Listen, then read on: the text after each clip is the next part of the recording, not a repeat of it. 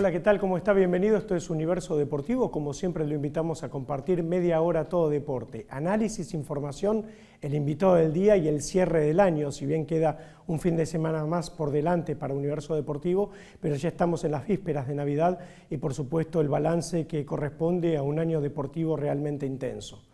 Vamos a tener aquí la presentación de lo que fue uno de los últimos torneos, la final de la Copa de la Liga de Fútbol, la que Rosario Central le ganó a Platense, una pequeña síntesis de lo que ha sido el partido y por supuesto también estará para la semana que viene el Trofeo de Campeones. Pero lo cierto es que vivimos un año muy intenso porque después del Mundial la Argentina tuvo que salir a jugar las eliminatorias con el peso, con el orgullo por supuesto de ser el campeón del mundo, el rival al que todos quieren vencer y con la gran incógnita de qué va a pasar el año que viene, cómo será la selección de cara a la Copa América, cómo continuará el cuerpo técnico. Bueno, son interrogantes que quedan para el año que viene. Por supuesto, también ha habido un campeonato mundial de rugby con una buena presentación de los Pumas que llegaron a jugar todos los partidos, ¿no? Los 7 partidos que estaban previstos, que tienen que ver también con el rendimiento de un equipo que empieza también a tener un nuevo camino de la mano de Felipe Contepomi.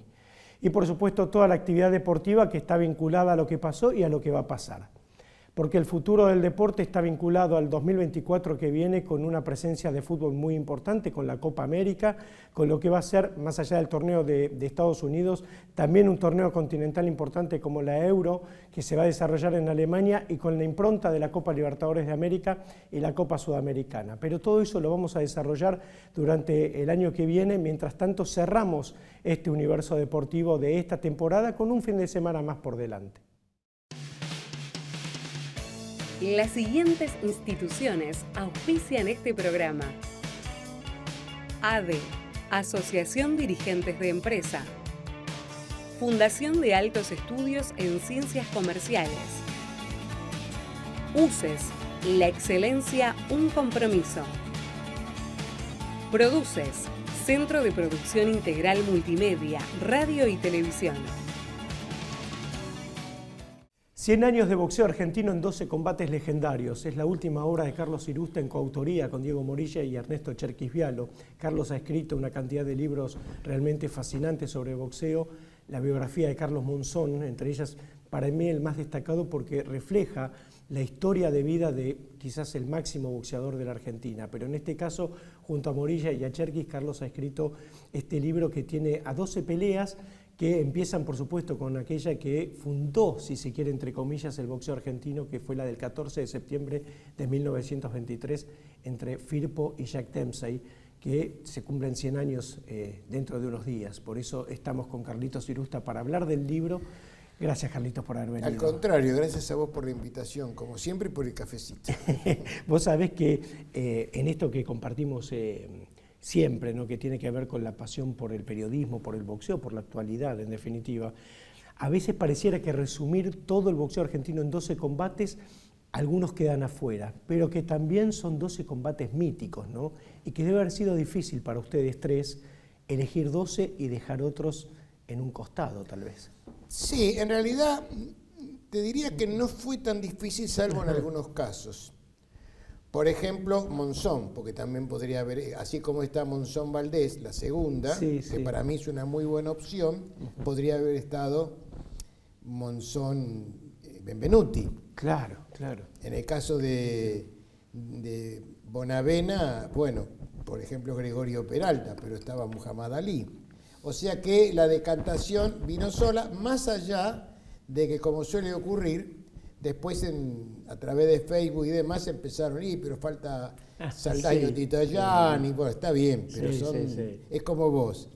Tu programa dura media hora, 30 minutos. Sí. Bueno, hay temas que quedan afuera. 30 minutos. Claro, una botella de 1 litro tiene 1 litro, no se puede. Absolutamente. Pero bueno, eso es imposible satisfacer a todos, pero me da la impresión, y mira, ahora que lo decís, escuchándote, empezamos con Firpo Dempsey hace 100 años, el libro, ¿no? Sí, claro. Y llega hasta Maidana Mayweather, y como la primera, y como en cada una de esas peleas hay todo un contexto histórico, social y demás, de alguna manera también hemos abarcado, proponiéndolo en parte, ¿no? Nos propusimos un poco de eso, también dar un corte, un sesgo en lo que tiene que ver con la historia de la Argentina. Sí.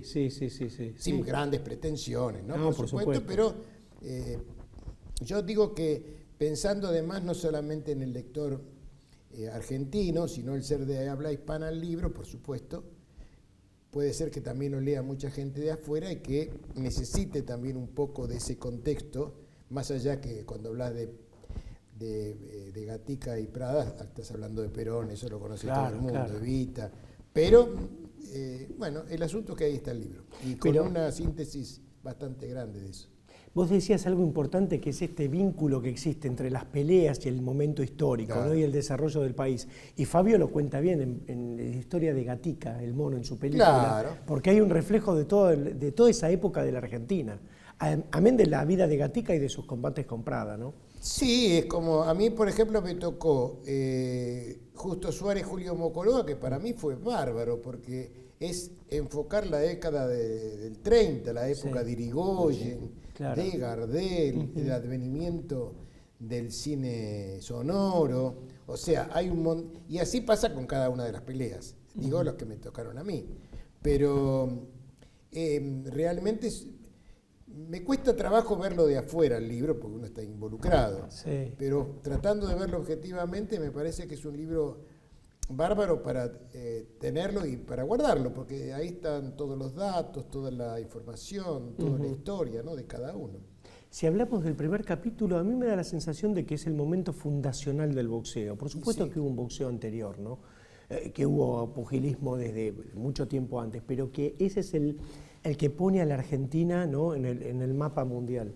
Y de hecho en ese momento también pasa con la Tigresa Acuña y Cristi Martin. En ese momento no existía el boxeo, estoy hablando de Firpo, no existía el boxeo como tal en nuestro país. Se instrumenta después, gracias a esa pelea Firpo-Dempsey. Con todo, además, lo que tiene, estupendamente escrito por Diego Morilla, una pluma fantástica, que tiene que ver hasta con las comunicaciones. ¿Te acordás la famosa transmisión de radio que se cortaba? Que parecía que había ganado Firpo. Es toda una historia. Y ahí empieza, así como ahí empieza el boxeo en la Argentina, la de la Tigresa Acuña y Cristi Martin le da origen, tiempo después, al boxeo femenino en nuestro país. Sí, sin duda, sin duda.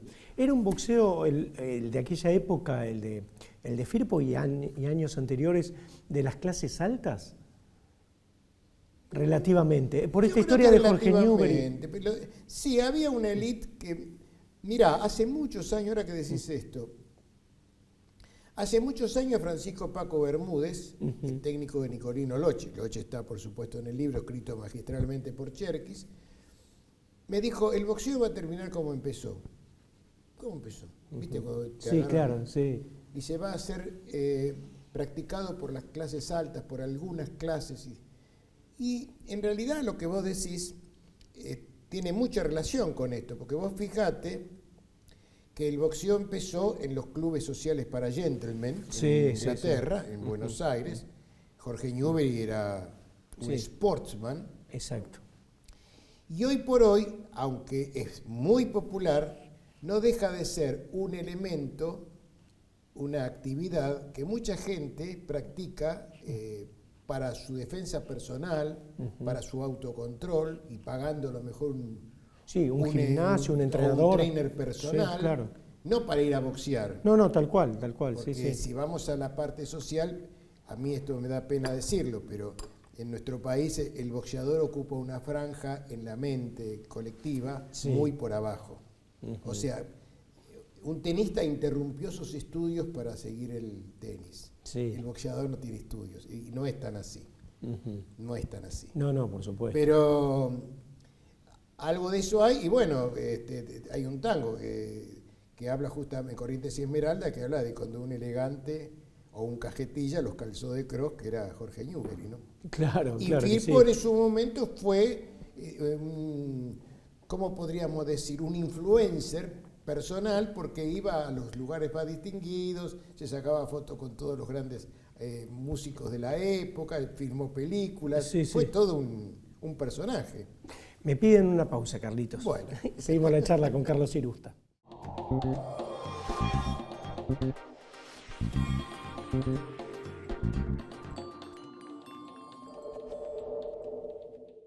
puñado de murmullos, historias de pugilistas y soñadores. Un libro que bucea por la vida de tantos boxeadores que persiguen sus sueños detrás de un puñado de murmullos. Pedidos a universodeportivo@hotmail.com.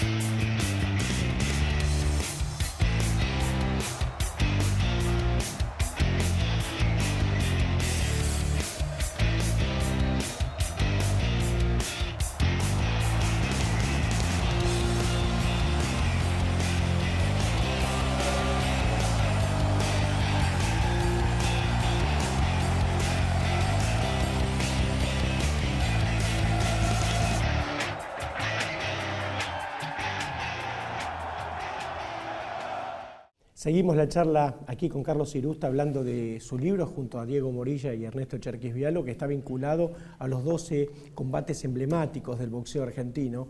Pensaba que en algún momento, por lo menos mi madre me decía que hubo momentos donde el boxeo era indudablemente el segundo deporte de la Argentina, porque siempre el fútbol tuvo ese reinado, ¿no? Sí. El boxeo fue el primero antes de que el fútbol se hiciera profesional en Argentina. Sí, seguramente. Sí. Y seguramente después sí pasó a ser el segundo. Sí, y además cuando hablamos de 100 años atrás, las pasiones eran el fútbol, el boxeo y el turf, ¿no? Que de alguna manera estaban por encima, tanto el boxeo como el turf, por encima de los deportes que vinieron después. Cuando el fútbol se hace profesional y toma eso lo sabés vos mejor que yo, sí. Pero eso me lo enseñó un descendiente de Justo Suárez, sí. Diciendo, cuando el fútbol no era el fútbol de hoy, sí.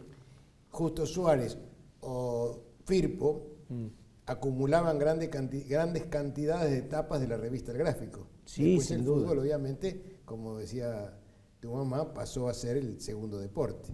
Y además se hacían combates, así como en tiempos recientes vimos el de Maravilla en Vélez, con 40.000 personas, Claro. se hacían en San Lorenzo, en el estadio de fútbol, en River Plate, claro, que reunían a más de 60.000, 70.000 personas seguramente. Claro. Y estamos hablando de una época, Carlos, que me parece que además emergían muchas figuras, ¿no? Y sí, lo que pasa es que el periodista del boxeo o el público de boxeo siempre tiende a ver que todo tiempo pasado fue mejor. Sí. Yo encontré una vez una guía pugilística, Sí. esos anuarios, que Sí. eran, y entonces en una del año 34, por ahí, decía, el boxeo no está del todo bien porque faltan maestros. Imagínate vos, en esa época faltaban Sí. maestros. Pasa eso, es Sí. cierto. Mirá, hace una semana, más o menos, estuve con mi mujer, con Margarita, en un club 17 de octubre, ahí en Flores. Sí, sí. Había unas 700 personas. Yo no sé cuántas peleas hicieron en 2 turnos. Sí. La Liga Metropolitana. Ujú. Y esto se repite en la capital federal, en el Gran Buenos Aires, Sí. en todo el interior. Sí, Hay claro. muchísima actividad. Sí. Tal vez falta Sí. alguien que diga, bueno, ¿por qué no nos sentamos a la mesa y tratamos de canalizar a todos estos chicos y chicas que están hambrientos de gloria, de llegar a algo, ¿no? Sin duda, porque además el libro recorre estos 100 años con el combate del chino Mayweather, que es una pelea estelar. Claro. Sobre todo la primera, ¿no? Que es a la que hacen referencia. Sí, esa fue una pelea que marcó mucho, porque creo que el equivalente más, no sé, esto sería para discutirlo, ¿no? Pero el equivalente más cercano a Maidana con Mayweather puede ser o Bonavena con Ali, Sí. porque en ese momento Ali era invencible, Sí. y algo un poco menor quizás, Monzón Benvenuti. Pero Benvenuti no era la super gran figura. No era el Quizá- 1 por 1, Claro. el número 1 libra por libra. Claro, estaba muy bien posicionado, pero no lo era. Sí, claro. Pero la pelea de Maidana Mayweather despertó. Bueno, creo que estuvimos el día que se fue, Sí. o se despidió Sí. oficialmente, había como 300 personas, ¿te acordás? En un hotel. Sí, Una cosa fantástica. una multitud, porque además del combate en sí, que era enfrentar al número 1 del mundo, la pelea que hizo el chino, ¿no? Claro. Por lo menos los primeros 5 rounds. Claro. Yo creo que esa pelea todavía hoy no nos damos cuenta del valor que tiene. Porque van a pasar años y años Sí. ojalá que no, que alguien logre un equivalente a esa pelea. Claro, sí. Por ejemplo, lo que hizo Brian Castaño fue fantástico, Ujú. pero Charlo no es Mayweather. Sí, Lo que hizo el Puma Martínez también, pero Sí, Caja sí. no es Mayweather. claro. Mayweather era en ese momento el número 1 indiscutido, ¿no? Sí, sin duda. Y lo desbordó, por lo menos Claro, al principio del sí, combate, sí, ¿no? sí. Después yo creo que hay poco para discutir en cuanto a que, bueno, el resultado final, pero en el comienzo de la pelea lo desbordó el chino, lo desbordó y sorprendió al mundo. Y además, yo estaba ahí, me acuerdo que tocó la campana y varios que estábamos juntos, más de uno preguntó, ¿y va a haber revancha? Claro, Era claro. un sentimiento unánime, Sí. a tal punto que cuando le preguntan a Maidana, antes de comerse el Guaymallén, ¿le va a pedir la revancha a Mayweather? Dijo, no, yo le voy a dar la La revancha a revancha a él, Mayweather claro. porque esta noche Sí, gané sí. yo. Y Sí. creo que el gran ganador fue Maidana, a pesar de la derrota. Sí, por Pues supuesto. demostró lo que podía llegar a dar, ¿no? Ujú, por supuesto. Creo, Carlos, que en este recorrido hay boxeadores que están, digamos, dentro del favoritismo de la gente. Y uno de ellos es Monzón, ¿no? También, por supuesto. Por esto yo hablaba de tu libro donde hablas la biografía definitiva de Carlos Monzón, que tiene el recorrido, sobre todo el recorrido deportivo, porque también tiene esa vida Claro. pública con el mundo el mundo del espectáculo, ¿no? que lo Sí. ha tenido y que tuvo un final tan triste, si se quiere. Sí, inevitablemente en la vida de Monzón se junta Dios y el diablo, ¿no? Sí. Es una dicotomía difícil de asimilar, porque tenía todo y terminó muy mal. Ujú. Pero nadie puede negar lo que fue como boxeador, ¿no? Sí. Y por allí además no olvidemos que están 2 peleas épicas, que es la victoria de Galíndez con Richie Cates Sí. y la de Castro con Jackson, que creo que en realidad supera la de Galíndez. ¿La de Castro? Claro, porque si la pelea terminaba como ya terminaba, Sí. faltaba un segundo, la de Galíndez Richie Cates, Galíndez hubiera ganado por puntos. Posiblemente. Ya estaba, posiblemente. estaban las tarjetas así. Sí, sí, sí, claro. A Castro le dijeron este round o la paramos. Claro. Y iba muy abajo en las tarjetas.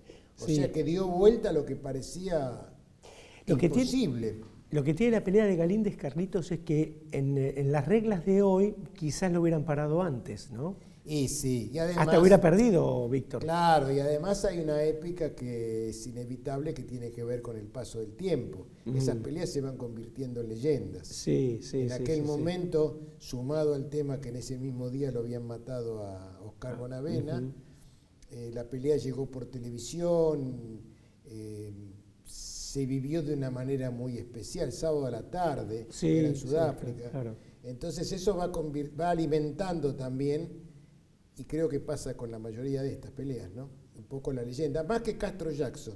Más Sí, que Castro sí, Jackson. sí, sin duda. Por esto de la camisa ensangrentada del referee. Claro, de que él, se repite después con Castro, el mismo Claro, referí, sí, la misma camisa. ¿Hay un gran ídolo del boxeo argentino? Uno que ocupe ese lugar que en un momento tuvo Maradona, que ahora tiene Messi, que es, digamos, Hoy. o a lo largo de la historia. Y a lo largo de la historia es una pregunta muy inteligente y muy interesante, pero yo creo que no hubo uno. A lo mejor me estoy equivocando. Creo que el primero, sin dudas, fue Justo Suárez, Sí, porque llevaba gente. claro. El segundo, pero muy discutido por otra parte del público, fue José María Gatica. Gatica es sinónimo de lo que es, Sí. inspiró películas. Sí. Y el tercero, en orden cronológico, no en orden de ranking, para mí es Nicolino Locci. Los que hemos vivido las fiestas del Luna Park con Nicolino, hemos vivido una temperatura, una circunstancia muy especial, porque Nico y el Luna Park eran una simbiosis extraordinaria. Yo un día viajé a Mendoza, donde es muy popular, Sí, muy claro, querido claro. Pablo Chacón. Claro, Y claro. pregunté por Locci y me dijeron, sí, pero acá no era tanto. ¿Ah, sí? Sí, es curioso, sí. Sí, es Ya curioso, que el público muy raro. mendocino es muy exquisito. Pero Sí, claro. Y le gusta ese tipo de boxeo. Claro, y sin embargo no era tan así. En cambio Locci en el Luna Park era una delicia. En general, en el pugilismo a veces cuesta encontrar unanimidad. Así Sí, como sí, Pelé claro. fue, viste, Pelé fue unánime, Maradona unánime, Messi es unánime, Di Stéfano, pero viste, como que al Mono Gatica querían verlo perder, Claro. a Bonavena también, lo amaban y lo odiaban, digamos, esas cosas. Volviendo al festival que te digo, que estuve en el Club 17 de Octubre, en la Liga Metropolitana, estuvieron, entre otros, estuvo Coyi, Marcelo Domínguez, estuvo la hija de José María Gatica, que Sí. entregó un trofeito, justamente me dio una a mí también y todo, de Gatica. Sí. Pero estuvo también, pasó inadvertido entre el público, aunque después lo hicieron saludar, nada más ni nada menos que Horacio Saldaño. Sí, la Pantera. Entonces yo le explicaba a mi mujer, como puedo explicar ahora a lo mejor a alguien que nos está viendo, que Saldaño fue un fenómeno extraordinario también de convocatoria popular. Sin duda, sí. Y no necesitaba ganar. Sí. La gente iba a verlo igual, tenía una sonrisa, una carisma. entrega, un carisma muy especial. Y Sí. eso a veces va más allá de las condiciones pugilísticas. Sí, sí, como el Roña Castro. Claro. Esos tipos que tenían un carisma y una hinchada que los seguía a muerte, ¿no? Claro, Hugo Sí. Corro era un extraordinario boxeador, pero no transmitía nada. Sí, sí, sí. La prueba está que en el Napar hasta lo silbaron. Y era tildado, inteligente, buen box, pero no... Tiene algo que ver con el carisma, ¿no? Y con el ángel, ¿viste? Claro. Para llegarle a la gente. Que eso es algo que no se compra ni se fabrica. ¿Es o no es? Por eso de Justo Suárez, Pepe Lecture decía que la sonrisa de Justo valía $1.000.000 de pesos. Porque Sí. claro, llevaba gente... Gatica para algunos era idolatrado, otros no, como vos muy bien dijiste. Sí, Locci todavía hoy es discutido, Sí. pero tiene una legión de fanáticos, me incluyo, que lo hemos disfrutado muchísimo. sin duda. Y faltaría, quizás, la lista es larga, ¿no? Pero no habría que olvidar de los que convocan, bueno, Bonavena, sobre todo después de la derrota con Ali. Sí, Y por allí, en la última parte, por llamarlo de alguna manera, anterior a Castro, porque Castro no tuvo Luna Park prácticamente. No, y el que tuvo y además quedó en el recuerdo aquella noche ¿te acordás de la pelea de la gente, de las bandas? Claro, no, la de Arroyo fue buena, Sí. pero era Roldán, Martillo Roldán también. Sí, sí, sin duda. Martillo Roldán fue uno de esos que peleaba y viste que no lo nombré a Monzón, Sí. porque Monzón en realidad no llenaba el Luna Park. No, pero sí lo que creo que Monzón no tenía contras, ¿no? Más como boxeador y en su momento de esplendor. Ahí Claro, yo creo que Monzón despertaba admiración. Sí, sí. Vos decías, bueno, pelea Monzón, va a ganar, ¿viste Sí, eso? sí. Cambio, a lo mejor no te llenaba los ojos como un Nicolino Loche o hasta como un Galíndez. Sí, o Gustavo Vallas. O Gustavo Vallas, que Claro. fue otro excelente boxeador. Ujú. Hemos dado mucho y hoy cuesta trabajo por muchas razones, porque también el país cambió todo, ¿no? Ujú. Carlos Irusta en Universo Deportivo, que sigue de esta manera. Las siguientes instituciones auspician este programa: ADE, Asociación Dirigentes de Empresa; Fundación de Altos Estudios en Ciencias Comerciales; UCES, la excelencia, un compromiso; Produces, Centro de Producción Integral Multimedia, Radio y Televisión. Muy bien, así llegamos al final de Universo Deportivo. Recuerde que en la próxima edición vamos a hacer el último programa del año. Tendrán las repeticiones ya cuando comience 2024 y tendremos también, por supuesto, una mirada de lo que va a ser para muchos lo más importante, la selección argentina en la Copa América, para otros que les gusta el deporte variado, amateur, olímpico, los Juegos Olímpicos de París 2024, porque estamos hablando de la cita máxima que tiene el deporte colectivo, el deporte amateur, el deporte también profesional, el deporte olímpico. Los Juegos que se van a desarrollar en París. Prometen ser históricos y los vamos a acompañar desde Universo Deportivo. Por su paciencia, por su atención, muchísimas gracias y hasta siempre.